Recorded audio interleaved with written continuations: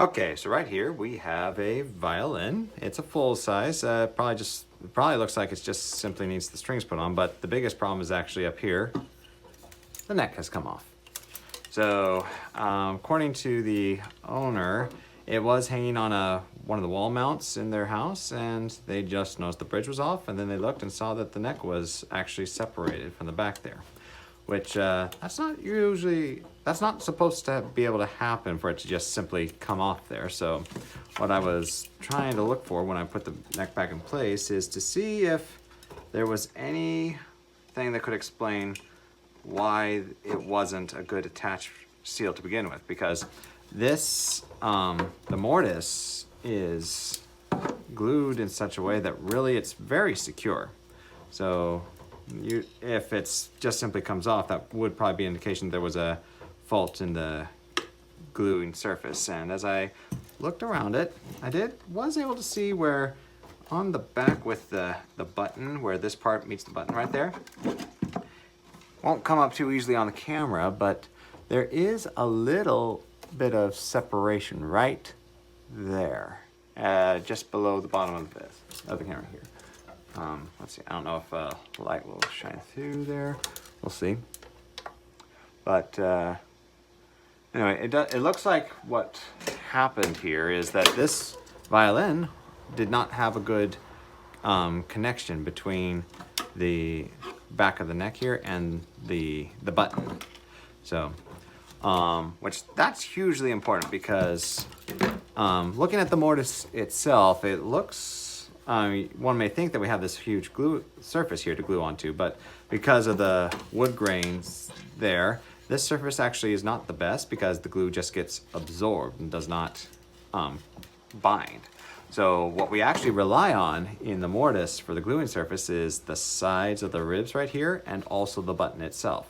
And if there wasn't a good connection right here, it probably was the neck just eventually slowly coming off due to the tension of the strings was probably something that was just a time bomb waiting to happen. So as I repair this one, I'm gonna clean up the surface and also see if I can maybe just sand or file the surface a little more flat, so that's a stronger connection there. So I'll be chalk fitting it. Let me just grab a piece of chalk right here, show what that's gonna look like. So what I'm gonna do, focusing on just this surface here, I'm just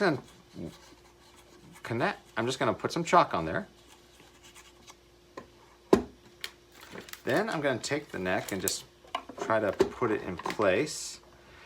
All right, just kind of hold it there. What I'm looking for is to try to just leave a mark of the chalk onto the neck itself.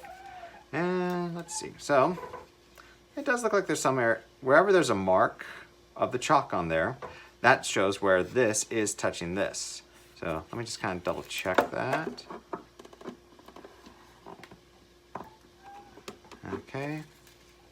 Okay, yeah, so that was a better run there. There's more chalk up here than there is down here. So what I'll be doing is I'll just be chalk fitting this, pressing it, leaving a mark, and then taking file and just filing off the part where the chalk is. Then I'll just go back, leave another mark, and then just file that off too.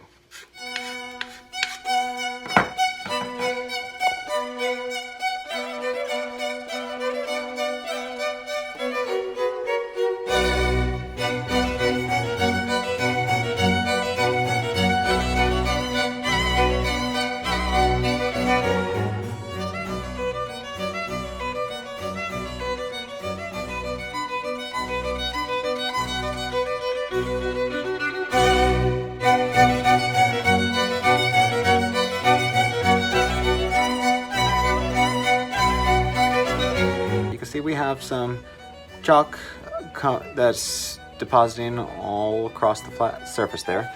I've also been checking with this little straight edge, and it does look like we're pretty level now.